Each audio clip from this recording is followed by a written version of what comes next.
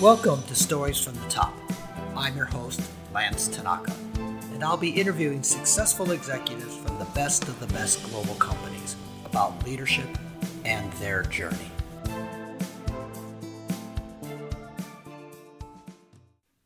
Richard Jasper is a successful financial services executive, resulting eventually into founding Wealth Investment Partners.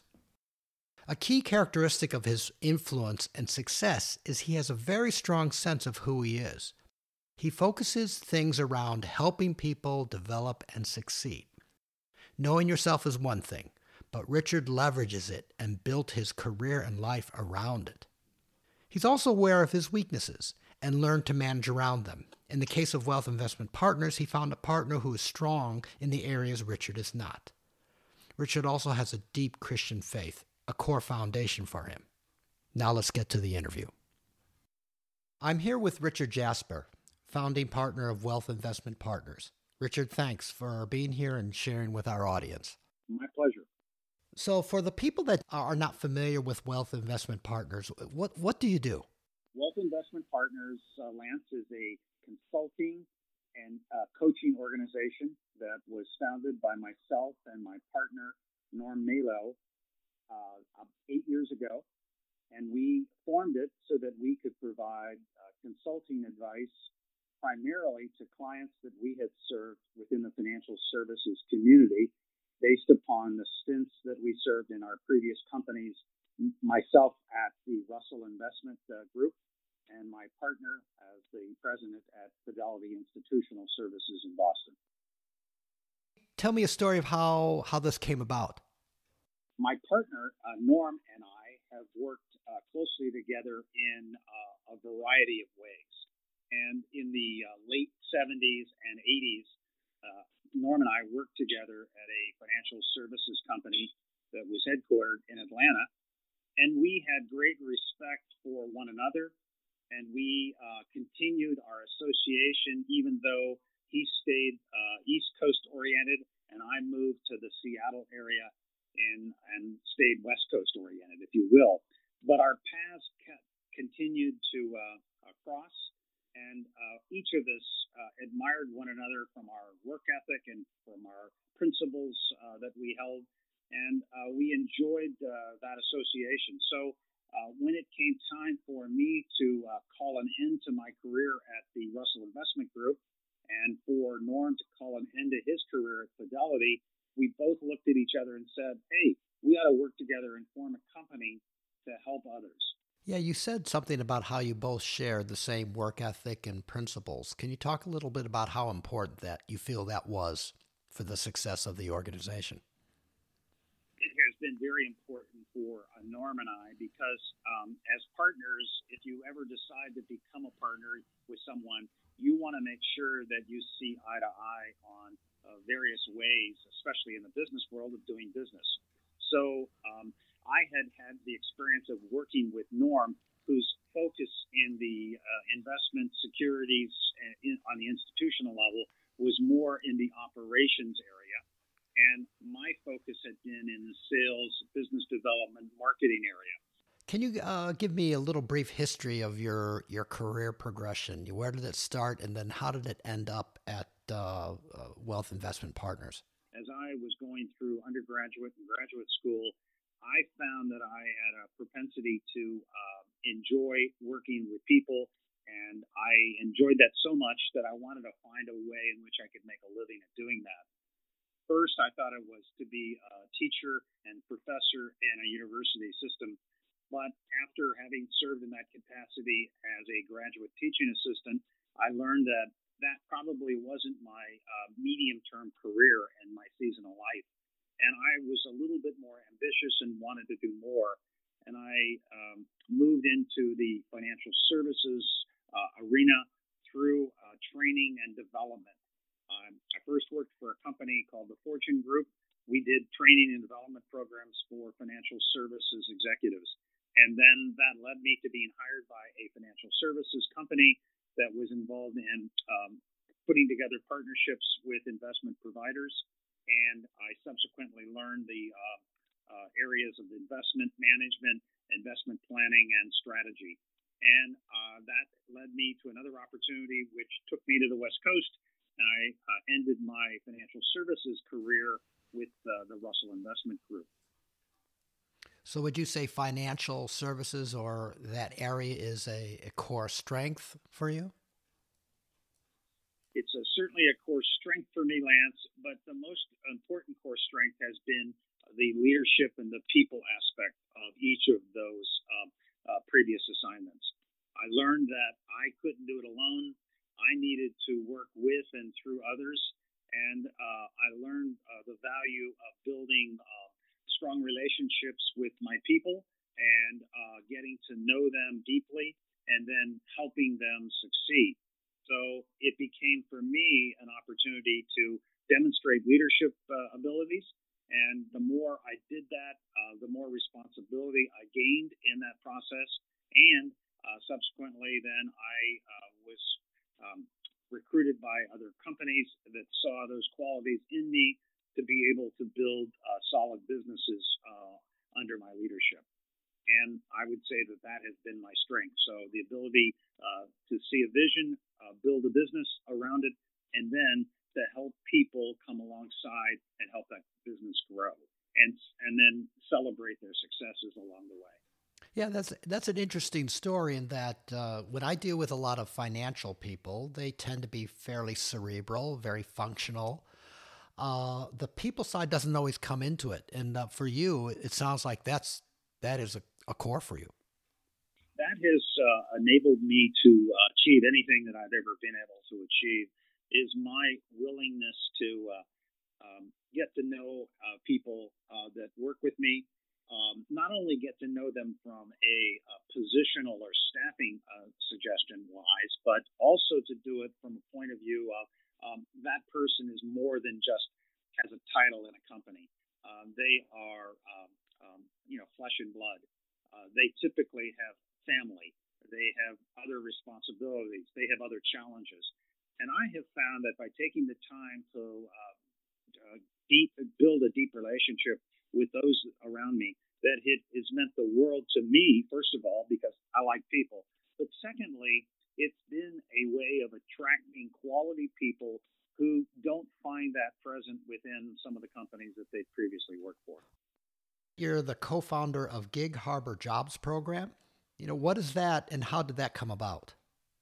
I have really found that has been very exciting and causes me to even expand my knowledge base a little bit. And it grew out of the fact that within our community, people were coming to us, and the guy who was the co-founder, his name is Dan Lott.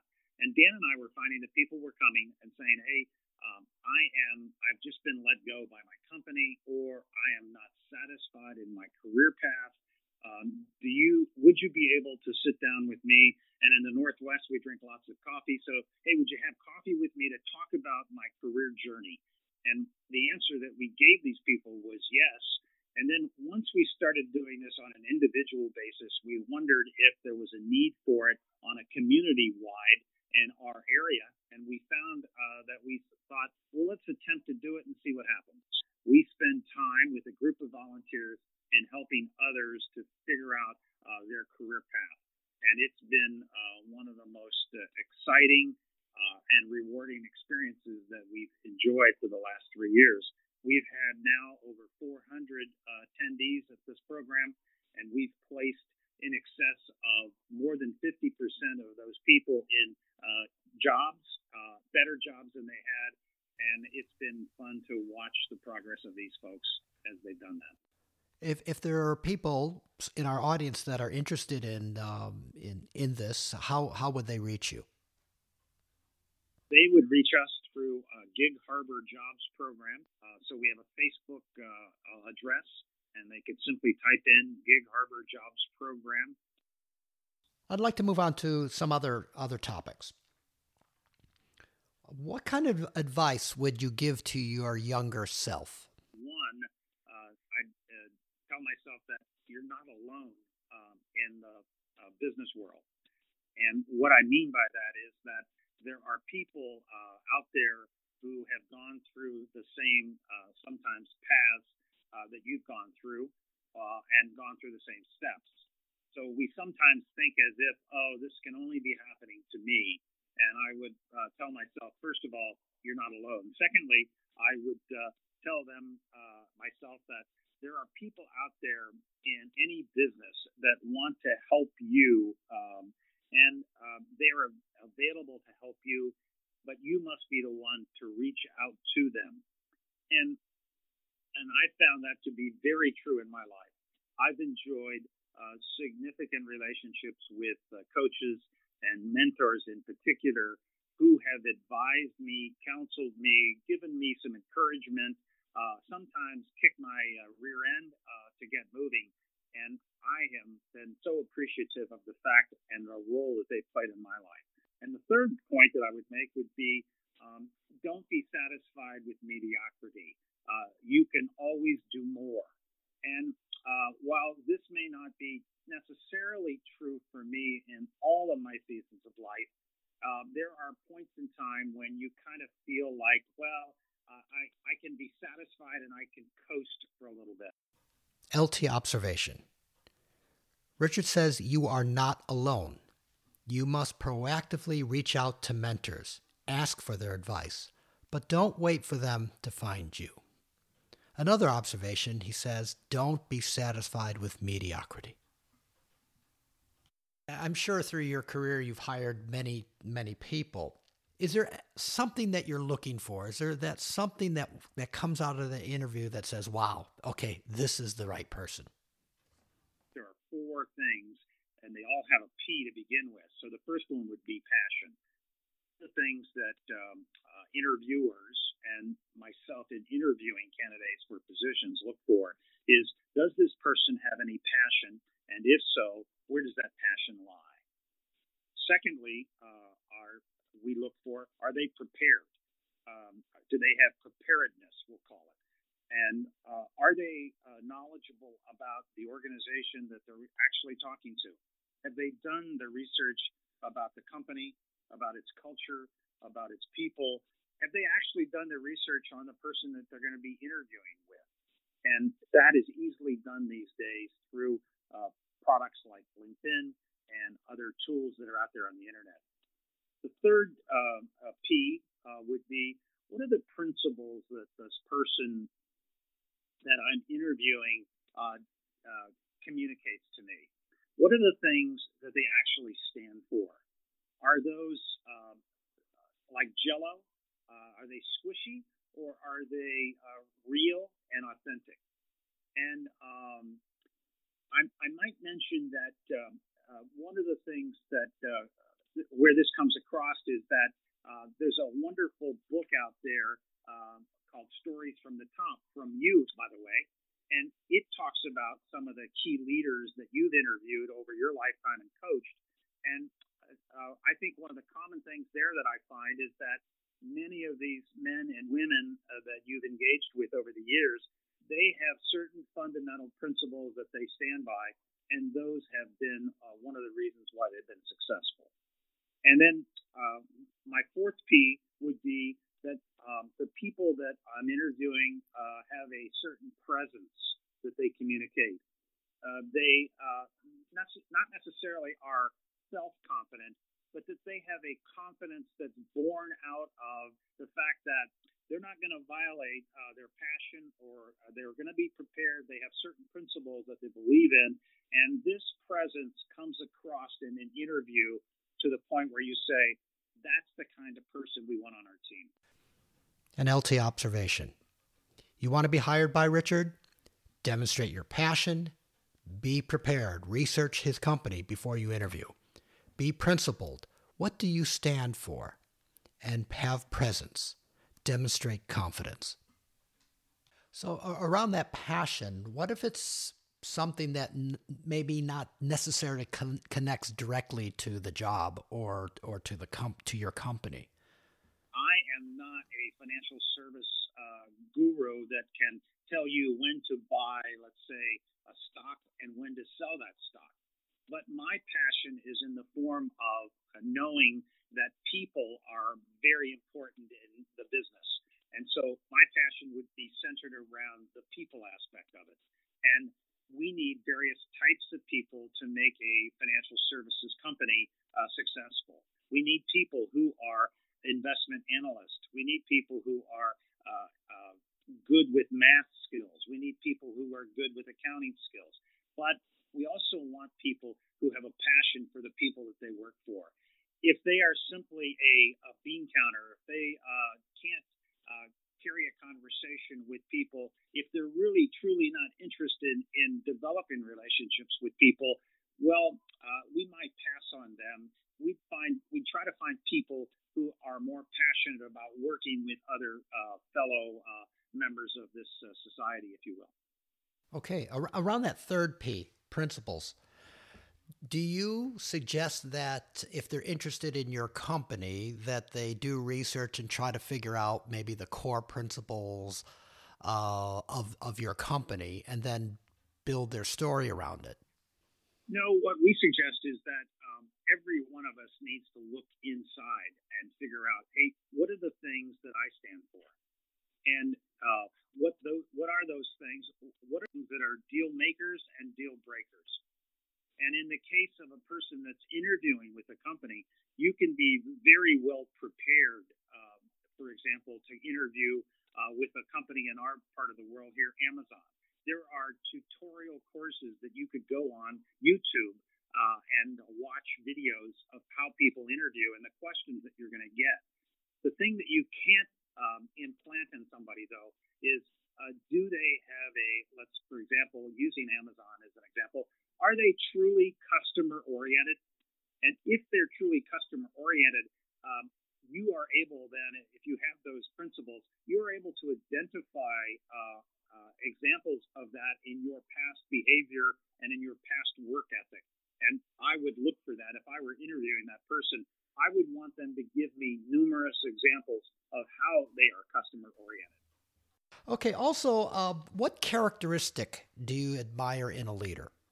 Boy, Lance, I would say what characteristics? I admire numerous characteristics, and one of the aspects that I look for as a characteristic and admire in leaders is forthrightness and courage. So when I say forthrightness, meaning they say what they think, and they have the courage to say that in uncomfortable situations. Another characteristic that I would see would be perseverance. Are they willing and have they demonstrated their ability as a leader to persevere? Because not everything goes along so smoothly. They're going to encounter difficulties, or I like to think of it as a crucible situation. What did they do when they encountered that crucible, and how did they overcome that? And if they haven't encountered any crucibles in their leadership, then they probably haven't been a leader for very long. And then the last thing that I would look for as a characteristic of a leader is humility. I believe that we've got a lot of leaders today who are looking for FaceTime, trying to come up with a novel idea to get attention directed at them. And I look for leaders that have much more of a humble spirit about them, who are not satisfied by making sure of how many eyes they can get in a conversation, but are more concerned about enveloping the team in those conversations and the use of the word we. Richard, in your career, you've taken a lot of bold steps, big steps. Can you share some small steps that you took in your career that when looking back on it, you say, oh yeah, that really was important. That led to or resulted in a significant change? Boy, those small steps are fun for me to think about. One would certainly be something that I've mentioned earlier in this interview, and that is asking people for advice. I can remember, Lance, I used to be, as a kid, growing up, I was a caddy at a golf course, and I would carry golfers' golf bag. And I liked people, so I engaged in conversation with the golfers that I carried their golf bags. And I was always asking them questions about what they did they enjoy it? And they were kind enough to answer my questions. And also, as a kid growing up, they would offer advice as to career options and paths, and et cetera. So I have always asked for advice and found that that has been very successful for me. Secondly, I would say that one of the small things that you can do is don't be afraid to try and fail. I've been willing to do that. In my early part of my career, I attempted to do some things with certain industries that I thought might be satisfying and would result in me using some of the skills that I've been blessed with. And I found out very quickly that they didn't. So I made a short-term change, and I may have only stayed with an organization for a short period of time, recognizing that I wouldn't be able to accentuate my strengths in that organization. And lastly, I have a deep faith and trust in God, and so my faith has been very important in knowing that, okay, if I go out there and I try something that doesn't work, I've got somebody that's backing me up, and I can trust him comprehensively. For maybe our younger people in the audience, how important is it for them to expand or build their network to build win-win relationships? Boy, it is so important, especially to those who are younger in their career, to do this. I couldn't emphasize it more. And I would cite a couple things. First of all, I think it's vital in that oftentimes we become members of the younger generation has become a member of the device generation, thinking that a device can answer all of their questions and that they don't need that much interaction with other people. I would say it's vital that we develop relationships with others, oftentimes perhaps others in our same practice or type of industry. And I would urge and be very eager if I were in my 20s and 30s growing in an organization to want to take advantage of that, and not necessarily in the way that some people might think about that. So most people might say, well, I need to go to trade shows or to association meetings or to be a member and volunteer within my community for organizations that support that industry. Well, that could be positive, but I would say you want to go outside of that if you can. So, okay, you go to a trade association meeting and you meet your number one competitor at that association meeting. Why wouldn't you want to develop a relationship with that person? Now, it may be long distance. It could be via a Zoom call or a FaceTime call or a Skype call at some future date. But I would say that you'd be surprised that a lot of people would be very interested in having a collaborative relationship like that.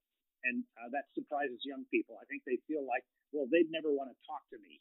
The answer is they probably do because they find that is vital as well. The second thing that I would think, by doing that, it keeps us young and hungry. And I've recently read a book that talks about, written by Patrick Lencioni, and it's entitled The Ideal Team Player. And in that book, he outlines the three qualities of what they believe to be the ideal team player. And they call those three qualities hungry, humble, and smart. And the way that I think that we become more valuable to our organization is by growing. And the way we grow is not just internally within the organization, but it's externally by the associations and relationships that we create. An LT observation: network, network, network. How do you get your news about what's going on in the world? Well, I subscribe to several different podcasts, and I believe that you're obviously having a podcast here, so I'll be a subscriber to that. But there are a number of podcasts out there that I enjoy. Malcolm Gladwell has a wonderful podcast that I enjoy listening to about various things. It's not necessarily only business related, even though he's written some wonderful business books. In addition to that, I read various publications. So I read a local publication, the Seattle Times, electronically. I read the London Telegraph every day, and I read the Wall Street Journal. I also subscribe to a streaming news service called The O'Reilly Factor, and I try to balance my news out by getting news from various sources. And that's especially true today because you can get certain biases presented to you from only one station. But I like to listen, if you will, to different stations and listen to different points of view, which allows me to, it'll challenge perhaps the way I think, and sometimes it informs the way I think. Richard Jasper, the founding partner of Wealth Investment Partners, I want to thank you so much for your time and for your great insights. Thank you, Lance. To hear more of our 2 podcast series, Stories from the Top and Tanaka in 3, check out our website, www.lancetanakagroup.com. They're also on LinkedIn, Spotify, Apple, Spreaker, and Google. Remember to discover passion, live your dream. Have a great day.